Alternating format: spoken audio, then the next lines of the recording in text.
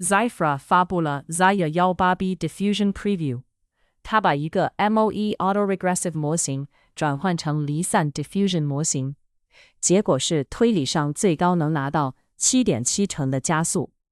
现在要在意的原因很直接，现代 GPU flops 增长快于内存带宽，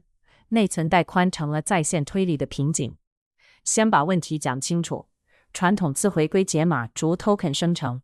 每生成一个新 token， 就要把该请求不同的 KV cache 从显存拉出来，这导致内存带宽被频繁占用， GPU 在等数据而不是算力。Zyfra 的关键变化是快式 diffusion，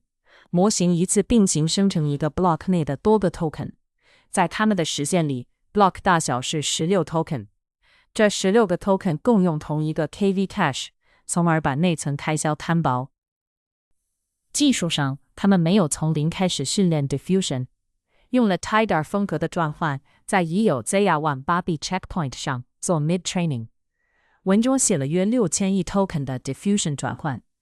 接着又做了5000亿 token 的 128K 上下文扩展，总计约 1.17 token 的额外训练，并做了 SFT。还要注意一点事实，模型还没做 RL 微调，目前评测主要用 Passat 来对比，这会影响可比性。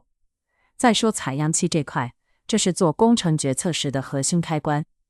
Zyfra 提供2个 sampler，Lossless 采样器声称无系统退化，能拿到大约 4.6 成加速。Logit Mixing 采样器通过混合 Logits 提高接受率，可把加速推到约 7.7 成，但有质量风险，也有配套的架构优化细节。他们用了 CCA、CCGQA 来降低 prefill flops， 并用 Order Constrained Generation 提高训练稳定性。文中还指出，这是首个在 AMD GTU 上训练的 MOE Diffusion 模型，硬件差异会直接影响收益。在 AMD MI300X 与 MI355X 上，单次能支持的块数量不同，这会影响理论并发和吞吐。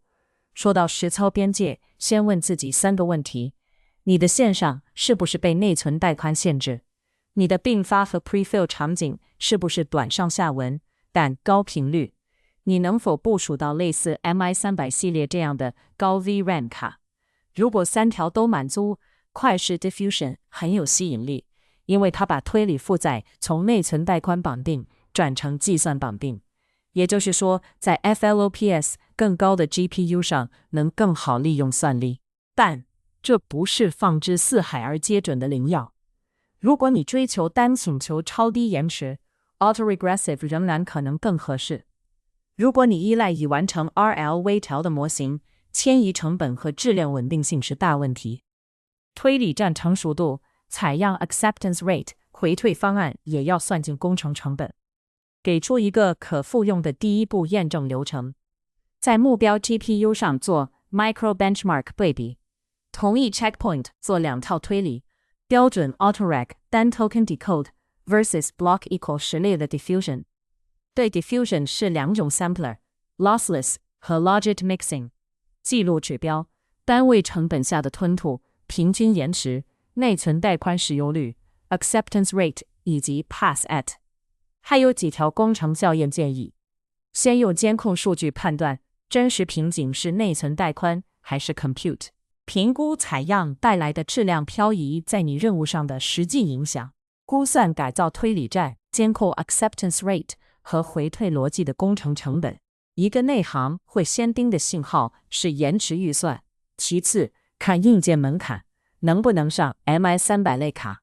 最后看并发约束和 acceptance rate， 因为这决定真实吞吐。总结一句话， Zyfra 把解码定型化，改变了推理放在哪一层做，在特定硬件和高并发场景下吞吐提升显著，但它重化了适用边界，不是对所有场景都更好。留给听众一个问题：如果你负责线上推理，你会先把哪个指标做小规模试验对比？吞吐、延迟还是质量稳定性？